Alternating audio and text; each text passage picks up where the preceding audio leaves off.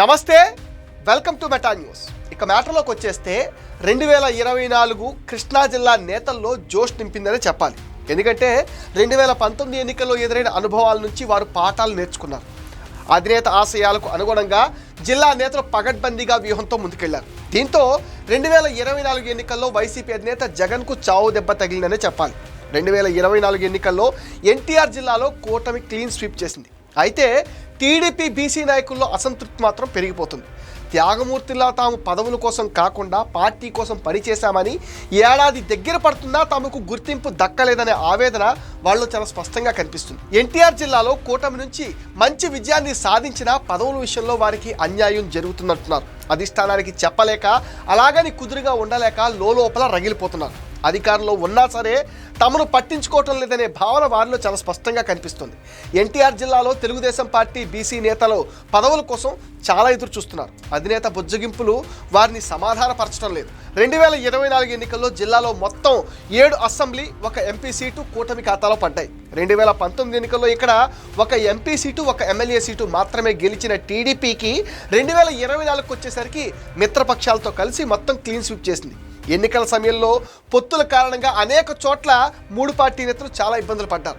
పార్టీలకు అతీతంగా కూటమి గెలుపు కోసం కలిసికట్టుగా పనిచేసి విజయం సాధించిన తమకు తగిన గుర్తింపు దక్కలేదంటున్నారు. కాలం గడిచిపోతున్న టీడీపీ బీసీ నేతల్లో అసంతృప్తి పెరిగిపోతుంది. పార్టీ అధికారంలోకి వచ్చి ఏడాది దగ్గర పడుతుందని, ఇంకా ఎంతకాలం ఎదురు చూడాలంటున్నారు. తమకు అధిష్టానం నుంచి సరైన గుర్తింపు దక్కలేదన్నది వాళ్ళ బాధగా తెలుస్తుంది. ఎన్నికల్లో ఎంపీ సీట్ సహా జనరల్ కోటాలో 5 అసెంబ్లీ స్థానాలను ఓసీలకే ఇచ్చారు కూటమి పార్టీ నేతలు. టీడీపీలో కేసినేని చిన్నికి అద్భుతమైన అవకాశం వచ్చింది. ఆయన తన అన్న కేసినేని నాని పైన ఘన విజయం సాధించిన సంగతి కూడా తెలిసిందే. విజయవాడ ఎంపీ సీటు టీడీపీకే మళ్లీ దక్కింది.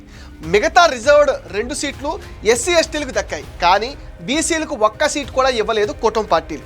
3 పార్టీల్లోనూ బీసీ నాయకులు అప్పట్లో గట్టి ప్రయత్నాలు చేసినా ఉపయోగం లేకుండా పోయింది. బెజవాడ పశ్చిమ టీడీపీ సీటు కోసం మాజీ ఎమ్మెల్యే బొద్దా వెంకన్న, మాజీ MLA Jaleel Khan, AP police housing corporation మాజీ చైర్మన్ నాగుల మీరా, ఎంఎస్ బేగ్ తీవ్ర ప్రయత్నాలు చేసినా ఫలితం అయితే దక్కలేదు. బొద్దా వెంకన్న, జలీల్ ఖాన్ అధిష్టానం పైన ఒత్తిడి కూడా తెచ్చారు. సుజనా చౌదరి చివరి నిమిషంలో సీటు తెచ్చుకుని విజయం సాధించారు. చివరికి ఎన్నికల్లో కూటమి గెలవడంతో సరే టికెట్ రాకపోతే పోయింది, మనం గెలిచాం కదా, వేరే పదవుల విషయంలోనైనా గుర్తింపు వస్తుందని ఎన్నాళ్ళు ఎదురు చూసిన బీసీ నేతల ఆశలు నెరవేరడం లేదంటున్నారు.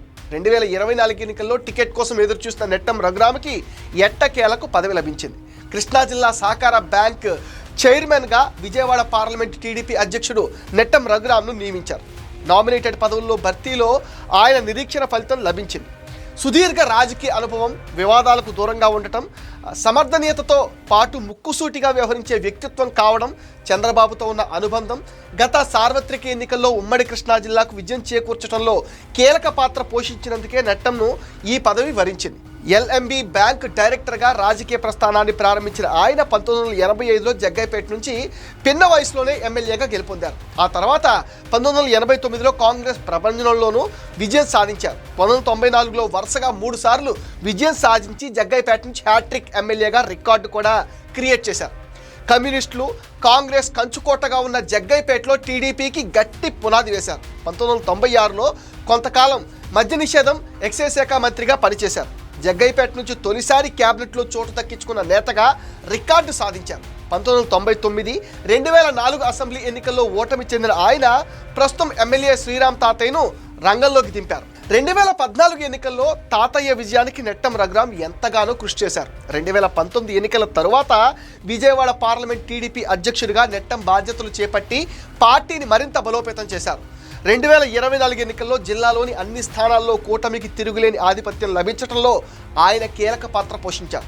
ఆయనకు ఎమ్మెల్సీ స్థానం ఇస్తారని అందరూ భావించారు. కానీ అనూహ్యంగా చంద్రబాబు కేడీసీసీ బ్యాంక్ పదవిని నెట్టం పేరు ప్రకటించారు. కేబినెట్ హోదా కలిగిన ఆప్కాబ్ చైర్మన్గా పనిచేస్తానని కూడా చంద్రబాబు ఆయనకు హామీ ఇచ్చినట్టుగా తెలుస్తుంది. ఇంతకు ముందు జగ్గైపేట నుంచి కేడీసీసీ బ్యాంక్ చైర్మన్గా నెట్టం రఘురామ్ బావ తొండేపు దశరథ్ జనార్దన్ ఎన్నికయ్యారు. ఆ తర్వాత ఆయన ఆప్కాబ్ చైర్మన్గా అండ్ నాపాక్ వైస్ చైర్మన్గా జాతీయ స్థాయిలో పనిచేశారు. అనంతరం వైసీపీ హయాంలో జగ్గైపేట నుంచి తన్నీరు నాగేశ్వరరావు ఏడాది పాటు కేడీసీసీ బ్యాంక్ చైర్మన్గా పనిచేశారు. ఇప్పుడు తిరిగి ఇదే నియోజకవర్గం నుంచి నెట్టంకు అవకాశం లభించడం విశేషం.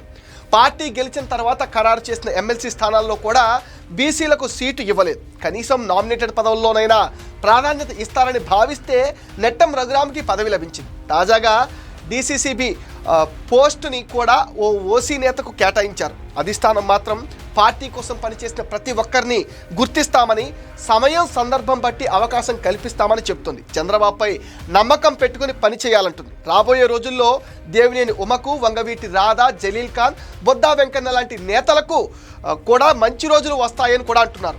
ఇది మెటా న్యూస్ అప్డేట్. ఈ వీడియో పైన మీ విలువైన ఒపీనియన్ని కామెంట్ సెక్షన్లో పోస్ట్ చేయండి. మీరు ఇచ్చే కామెంట్స్తో మరిన్ని ఇంట్రెస్టింగ్ వీడియోస్ మీకు అందిస్తాం. అండ్ మీరేం చేయాలో మీకు తెలుసుగా, ఈ వీడియోస్ లైక్ చేయండి, షేర్ చేయండి, మెటా న్యూస్ని సపోర్ట్ చేయండి, సబ్స్క్రైబ్ చేయండి.